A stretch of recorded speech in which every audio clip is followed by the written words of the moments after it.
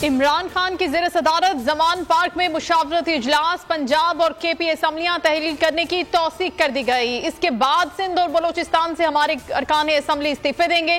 फवाद चौधरी कहते हैं कि इस्तीफों से 567 नशिस्तें खाली हो जाएंगी। आइन के मुताबिक 90 रोज में पंजाब और केपी में इंतखाबात कराना होंगे। कप्तान की पुकार पर लब्बैक, सिंध से इस्तीफे आने लगे। पीटीआई अरकान ने इस्तीफे जमा करा दिए। पार्लिमानी रहनुमा खुर्रम शेरजमान को तमाम 26 इस्तीफे मौसूल। कहा कायद जब हुक्म देंगे तो इस्तीफे सिंध असम्बली में जमा करा देंगे। ये नशिस्त इमरान खान की अमानत है, वोट इमरान खान का था और रहेगा। लोधरा से पीटीआई के रुकन आमिर इकबाल शाह मुस्तफी। कहा कप्तान के लिए जान भी हाजिर है। एमपी की नशिस्त क्या चीज है।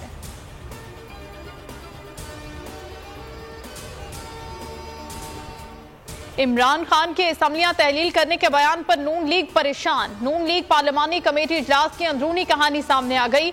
इजलास किसी नतीजे पर ना पहुंच सका। कानूनी माहिरीन ने राय दी कि असम्बली इजलास जारी है, तहरीक अदम एतमाद पेश नहीं की जा सकती।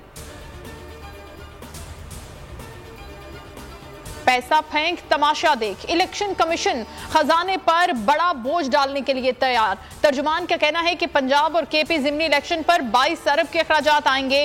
खाली नशिस्तों पर 60 रोज में इंतखाब कराने के पाबंद हैं। जितने इस्तीफे आएंगे जिमनी इलेक्शन करा देंगे। फवाद चौधरी ने ट्वीट में लिखा कि अपनी तैयारी करें, बयानात न दें। फयाजुल हसन चौहान बोले इलेक्शन कमीशन शाह से ज्यादा शाह का वफादार न बने। आइन के आर्टिकल 14 का इत्तलाक सिर्फ ताकतवर अफराद के लिए होता है। क्या दीगर अफराद के बुनियादी इंसानी शर्फ को कोई तहफ़्फ़ुज़ हासिल नहीं। कप्तान का ट्वीट लिखा कई हफ्तों से आजम स्वाति सुप्रीम कोर्ट से इंसाफ की अपील कर रहे हैं लेकिन कोई फायदा नहीं हुआ। आजम स्वाति को बरहना और तशद्दुद किया गया। 15 FIRs दर्ज कर दी जाती हैं।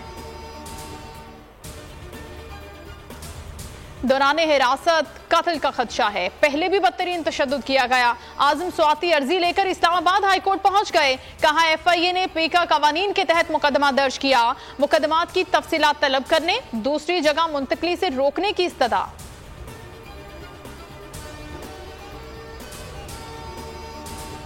24 घंटे में 36 मुकदमात। इंतकामी कार्रवाइयां सारी हदें फैलांग गईं। शहबाज सरकार ने सबको पीछे छोड़ दिया। आजम स्वाति के खिलाफ एक के बाद एक FIRs कटने लगी। पीटीआई के 75 साला बुजुर्ग सेनेटर के खिलाफ ठट्टा, नवाब शाह और गवादर के थानों में मजीद मुकदमात दर्ज। मिथियारी अराजी corruption scandal, assistant commissioner Saidabad के घर से 42 करोड़ रुपए बरामद। मंसूर अब्बासी और regional manager Sindh bank Tabish Shah की जमानत कबल गिरफ्तारी मनसूख। एंटी करप्शन टीम ने दोनों अफसरान को अदालत के बाहर से गिरफ्तार कर लिया। मोटरवे प्रोजेक्ट में 2 अरब 17 करोड़ के गबन का तायुन हुआ है।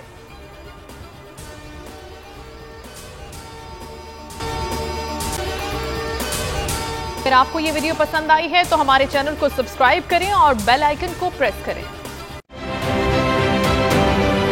आप ये समझें, ये जो हक है ना, हक पे खड़े रहना और हक को बोलना, ये दूर से लगता है तन्हा हो गए लोग। आप खान साहब को देखें, तन्हा दिखाई देने, सारी जमातें मिलकर उनके खिलाफ हैं। लेकिन आज भी पाकिस्तान की आवाम उस हक की आवाज के पीछे जो है 80% से ज्यादा आवाम उनके साथ है। सेम एग्जैक्टली इसी तरीके से बोल की कहानी है भाई। बिल्कुल अलग आपको तन्हा दिखाई देगा, हर जगह आपको खड़ा हुआ नजर आएगा, हटेगा नहीं किसी चीज से। और उसके साथ भी 80% आवाम अगर आज आप देखें तो उसे बोल दिख रही है।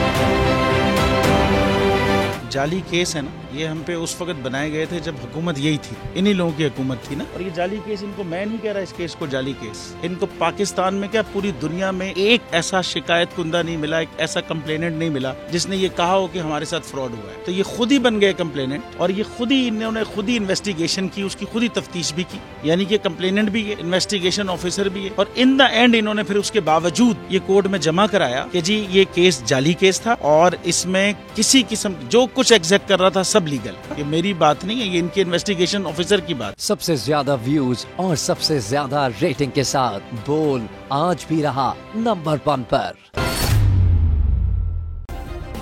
सब्सक्राइब करें और बेल दबाएं ताकि कोई खबर रह न जाए।